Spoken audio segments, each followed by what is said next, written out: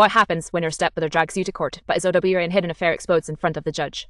I never thought I'd end up spilling family drama in a courthouse, but here we are. My stepbrother Jose and I grew up like oil and water, never truly mixing, always circling around each other in tension. The one thing that tied us together was my dad's business, a small construction company that grew into something much bigger over the years. Dad passed it down to me when he retired, but Jose always felt like he deserved a piece of it, even though he never really put in the same sweat and hours.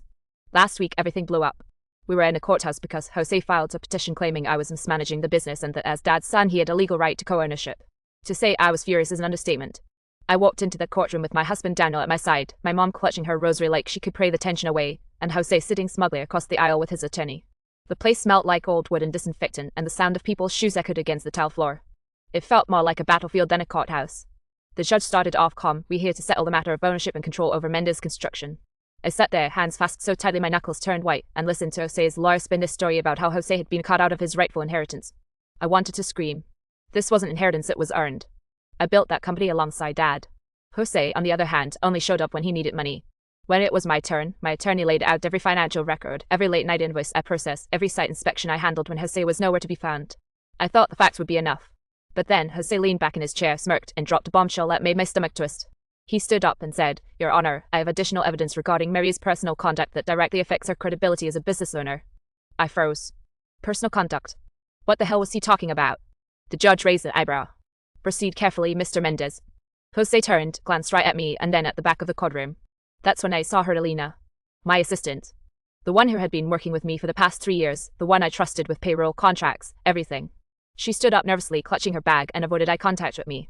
Jose's words cut through the room. "Mary has been hiding a personal relationship with an employee, one that could compromise the integrity of the company." I felt the blood rush to my face. Daniel stiffened next to me, his jaw tightening. My mom gasped audibly, whispering a prayer under her breath. And in that moment, the courtroom wasn't just about the business anymore. It was about secrets. Ones I thought were buried deep. Ones that Jose had somehow dug up and was now using as a weapon against me. I didn't know whether to defend myself, deny everything, or scream at Elena for standing there like a ghost of betrayal. All I knew was that the room had shifted, and suddenly it felt like Jose wasn't just after the business, he was after me. The silence in that courtroom was so heavy I could hear my own heartbeat hammering in my ears. My attorney leaned toward me and whispered, "Don't react, let's see where this goes." Easy for him to say.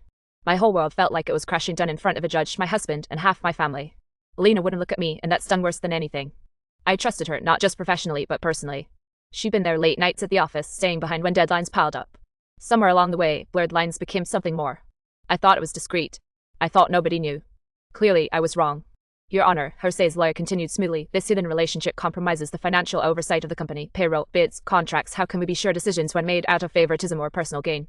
My attorney shot up, voice sharp. "Objection, this is character assassination, irrelevant to the question of ownership." The judge narrowed his eyes. "We'll allow it, but tread carefully. Continue." Jose leaned back, clearly enjoying the spotlight. He knew exactly what he was doing, dragging my private life out into the open, hoping the shame would make me falter. He didn't care about truth or fairness. He wanted control. Daniel, my husband, shifted beside me. He whispered harshly, "Is it true?" His tone was low, but I heard every word like a knife to the gut. My lips parted, but nothing came out. In the middle of this public spectacle, I couldn't exactly confess or deny without making it worse. From the back, my mom suddenly cried out, "This is nonsense. My daughter worked her whole life for this business. Don't let him twist it." She was trembling, clutching her rosary tighter, tears in her eyes. The judge ordered quiet, but the damage was done. My family's dirty laundry was hanging for everyone to see. Jose kept going, laying out evidence. Emails. Meeting schedules. A photo of me and Elena leaving a restaurant late at night. None of it proved anything, but together it painted a picture I couldn't easily dismiss. Elena finally spoke, her voice shaky. "I never compromised my work. I did my job, always." Her words should have comforted me, but instead they cut deep. She didn't deny the relationship. She just framed it around professionalism. That was enough to plant out everywhere else. The judge sighed heavily. "This is turning into a sideshow. The matter at hand is ownership and control of the business. If personal conduct is bearing, it will be addressed, but we're not here to litigate private affairs." Relief washed over me for half a second. But then Jose leaned forward, his eyes locking with mine. "This isn't over, Mary. If you think you can hide things from me, you're wrong." That smugness made my blood boil. My hands trembled, not with fear this time, but with fury. He wasn't just trying to take the company, he was trying to destroy me in a process. And in that moment, I realized something terrifying. Jose wasn't doing this alone. Someone had fed him all this. Someone close. My trust circle had cracks, and now I needed to figure out who had betrayed me before it was too late. I sat there, staring at Jose like he was a stranger. But deep down, I knew him too well. He never had the brains or patience to dig up all this dirt himself. Someone had to be feeding him. The question was who? My attorney whispered, "Stay calm, we'll counter this, just breathe." But how could I breathe when my marriage, my reputation, and the company I bled for were all dangling over a cliff? The judge called for a short recess, and the moment we stepped out into the marble hallway, Daniel rounded on me. His voice was low but venomous. So, are you going to tell me the truth, or should I just keep finding out from your stepbrother in front of a judge? I froze. The echo of his words bounced off the tall walls. My mom rushed between us, her hands raised. Please, not here, not like this. But Daniel wasn't letting go. His eyes burned with hurt and anger. Did you sleep with her, Mayor? I glanced down the hall. Elena was standing near the vending machines, shoulders hunched, avoiding us completely. That silence spoke louder than anything I could have said. My throat tightened. Daniel, it's complicated. Complicated? His laugh was bitter. You betrayed me, and now our whole family is watching it unravel. Jose strolled past with his lawyer, smirking like the devil himself. What a shame, he muttered loud enough for us to hear. Business and pleasure never mix well, do they? That was it. I snapped. You think you're so clever, Jose. You don't care about this company. You just want to burn it down because Dad didn't hand it to you on a silver platter. He stopped, turned, and for the first time I saw the mask slip. His smile faded. You think Dad loved you more just because he gave you the keys. You think you're better than me. Guess what, Mary? You don't deserve half of what you've got. My mom gasped. Jose, enough. Her voice cracked, raw with emotion. She stepped closer to him, her rosary swinging at her side. Your father wanted Mary to run the company. You never had the discipline. Stop pretending this is about fairness. Jose's face hardened, but his eyes flicked just for a second toward Elena. And suddenly, the pieces started clicking. Elena. She must have been the one feeding him information. But why? The recess ended, and we shuffled back inside the courtroom. I slid into my seat, my hands trembling with adrenaline. My attorney leaned close. What just happened out there? I whispered back. He has someone helping him, someone inside the business. My attorney nodded slowly. Then we exposed them, but carefully.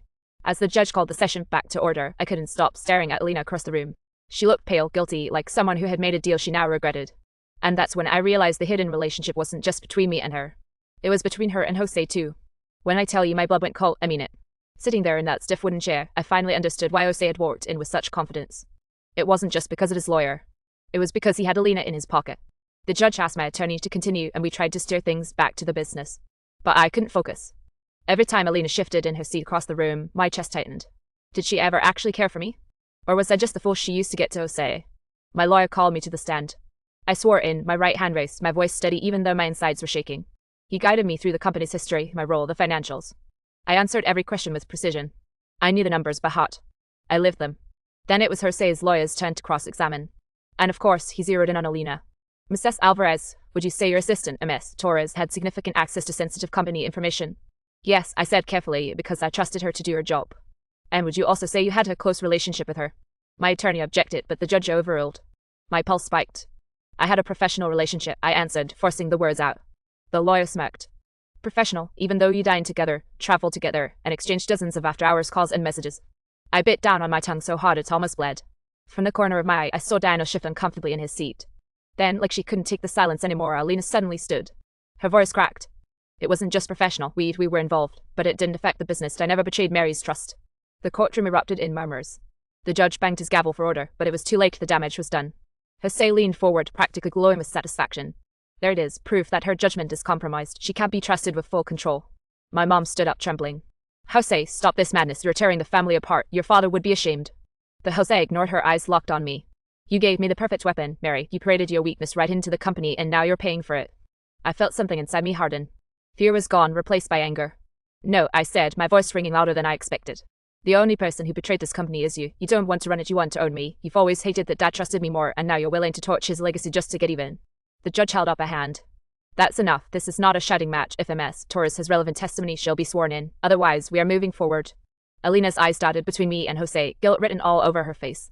And then she whispered the words that shifted everything. I never betrayed Mary, but I did tell Jose things. He pressured me. The courtroom fell silent. Even Jose's smirk faltered. You could have heard a pin drop when Elena admitted it. Even the court reporter paused, her fingers hovering over the keys like she couldn't believe what she'd just heard. The judge leaned forward. Ms. Torres, please step to the stand. You will be sworn in. Elena walked slowly, like her legs might give out. She avoided my eyes completely. My chest burned, part of me screaming to hate her, another part desperate to know the truth. She raised her hand, swore in, and sat down. Her voice was trembling, but it carried through the room. Jose found out about us. He said if I didn't give him information, he'd tell everyone. He threatened to ruin me, ruin Mary, ruin everything. I didn't know what to do. My mom clutched her chest, whispering prayers under her breath. Daniel leaned back, his jaw tight, eyes darting between me and Elena like he was trying to process every word. Jose shot up, furious. That's a lie. You're only saying that now because you're scared she'll cut you out. The judge banged the gavel. Sit down, Mr. Mendes. One more outburst and I'll hold you in contempt. Elena continued, her voice breaking. He asked for financial reports, schedules, even bid estimates. I didn't give him everything, but I gave him enough. He said he'd expose us if I didn't. I felt like the floor had dropped out from under me. Betrayal and pity tangled inside me like barbed wire. She'd given him ammunition, my own assistant, the woman I trusted more than anyone. And yet she was crying out, looking like she'd been dragged into a storm she couldn't escape. My attorney pounced. So to be clear, Ms. Torres, Mr. Mendez coerced you into providing confidential company information under threat of personal exposure. Yes, she whispered, tears streaming. The judge nodded slowly, jotting down notes. That changes the context considerably. Jose looked like he was about to explode. His lawyer whispered furiously in his ear, but he shoved him off. She's lying, she was with me, she wanted to ruin Mary just as much as I did. And just like that, the mask finally cracked. My mom gasped so loud it echoed. Daniel turned to me, stunned. Wait, with him? Elena buried her face in her hands, sobbing. She didn't deny it. I felt sick. My suspicions were right, she hadn't just betrayed me by feeding Jose information. She'd crossed another line I hadn't even imagined. A hidden relationship of her own, one she'd kept secret from everyone. The judge's voice cut through the chaos. This case is spiraling out of control. We will adjourn until tomorrow morning. I suggest everyone present take the evening to consider where they stand, because as of now, both credibility and integrity are under serious question. He slammed the gavel, and just like that, it was over for the day. We filed out in silence, the air so thick you could choke on it. My family was shattered, my marriage hanging by a thread, and the business I fought for was dangling in the hands of a man who would destroy everything just to prove he could. And worst of all, I had no idea if Elena was a victim, an accomplice, or both. The courthouse steps felt like a stage, and we were the tragic play everyone stopped to watch. People were scattered around, smoking, whispering, waiting for rides, but all I could see was Jose storming down the stairs, his face twisted with rage. I followed with Daniel at my side, my mom clutching my arm for balance. Elena lingered near the doors, wiping her face with shaking hands. Jose! I shouted, my voice echoing off the stone walls. You blackmailed her, admit it. He spun around, jabbing a finger at me. Don't you dare paint yourself as the victim. You're the one screwing your employee behind your husband's back while running Dad's company into the ground. Daniel flinched, his grip tightening on the railing. Is that what this is about to you? Destroying her marriage just to get at the business? Jose laughed, harsh and bitter. Marriage, please. She's been lying to you for years. You should be thanking me for telling you the truth. My mom stepped between us, her voice trembling but fierce. Jose, you stop this right now. Your father raised you better. This hatred, it's poisoning you. But Jose wasn't listening. His eyes flicked to Elena, who was standing frozen like a rabbit caught in headlights. Tell them, Elena. Tell them you wanted this too. Her lips trembled. I didn't want any of it. You cornered me. You threatened me. I thought if I gave you what you wanted, it'd stop. I felt a hot wave of anger, mixed with something ugly, a betrayal wrapped in humiliation. You still gave it to him, I snapped. You still chose him over me. Tears welled in her eyes. I was scared, Merritt. He said he'd ruin everything, and I made mistakes. I thought I could control it, but I was wrong. Daniel finally lost it. He turned to me, his face pale. So it's true, you were with her, and all this time, you let me believe. He cut himself off, shaking his head like he couldn't even finish the thought. I tried to reach for him, but he pulled back. Not here, he muttered, his voice cracking. I can't even look at you right now. The words sliced me open. Meanwhile, Jose grinned like the devil himself, feeding off the destruction he'd caused. Look at you, Mary. Everything you built is falling apart. Your marriage, your business, your little secret. You think the judge won't see through you? You're finished. My mom grabbed my hand, her eyes fierce despite the tears. Don't let him win. Don't give him the satisfaction. I swallowed hard, straightening my shoulders even though I felt like collapsing. You want to fight dirty, Jose? Fine. But tomorrow in that courtroom, I'm farting every skeleton of yours into the light. You don't own me, and you never will. For the first time, his smoke faltered. Just a flicker, but enough to know I'd hit a nerve. And I made a silent vow right there on those courthouse steps. I wasn't going to let him destroy me. Not without a war. The next morning, the courthouse felt different. The air was thick with anticipation, like everyone knew the storm was about to break. I walked in with my mom beside me, holding her rosary tighter than ever. Daniel didn't come. That silence hurt more than any of Jose's accusations, but I pushed it down. I couldn't afford to crumble. Not today. Jose sat smugly with his lawyer, but his eyes betrayed him in nervous flickers, tapping fingers. He knew I wasn't bluffing when I said I'd bring his skeletons out. The judge called us to order. This is the continuation of Mendez Construction v. Alvarez. Counsel, proceed. My attorney stood, calm but sharp. Your Honor, we have evidence of Mr. Mendez's misconduct that directly affects his credibility and his claim to ownership. Jose's lawyer scoffed, but the judge nodded. We go on. We presented financial documents first, loans Jose had taken in secret, debts hidden under shell accounts. Then came the testimonies, contractors he tried to bribe, suppliers he threatened. Each piece chipped away at the perfect image Jose tried to project. But the final blow was Elena. She took the stand again, voice steadier this time. Jose pressured me, yes, but it wasn't just about Mary. He wanted leverage over everyone. He bragged about how he'd make the company collapse so he could rebuild it under his name. He didn't care who he hurt. Jose jumped up. Liar. The judge's gavel slammed. Sit down, Mr. Mendez. Elena's tears glistened, but she didn't break. I was wrong to help him. I regret everything, but I can't let him destroy this company or this family. The courtroom was silent. Even Jose's lawyer looked like he wanted to crawl under the table. My attorney turned to the judge. Your Honor, this is not a case of rightful ownership. It is a case of extortion, coercion, and bad faith. The business was entrusted to Mrs. Alvarez because she earned it. Mr. Mendez has done nothing but attempt to sabotage it. The judge leaned back, steepling his fingers. The silence stretched so long I thought I might faint. Finally he spoke. The court finds no merit in Mr. Mendez's claim to co-ownership. Full control of Mendez construction remains with Mrs. Alvarez. Furthermore, the court will refer Mr. Mendez's conduct for further review. Jose's face drained of color. He opened his mouth, but no words came. For once, he was speechless. My mom let out a sob of relief, clutching my hand so tight I thought she'd never let go. I felt tears sting my eyes, but I didn't let them fall. Not here. Not in front of him. Jose stormed out, shoving past Elena, who flinched but stood her ground. He didn't even look back. When it was over, I stepped outside into the sunlight. The air felt cleaner, sharper, like a weight had lifted, but it wasn't freedom. Not yet. Daniel still wasn't by my side. My marriage was cracked, my trust shattered, but the business, my father's legacy, was safe. And as painful as it all was, I knew one thing for certain: Jose hadn't destroyed me. He'd exposed me, yes. But he'd also reminded me that I was stronger than his hate. The war was over. But the scars? Those would last a long time.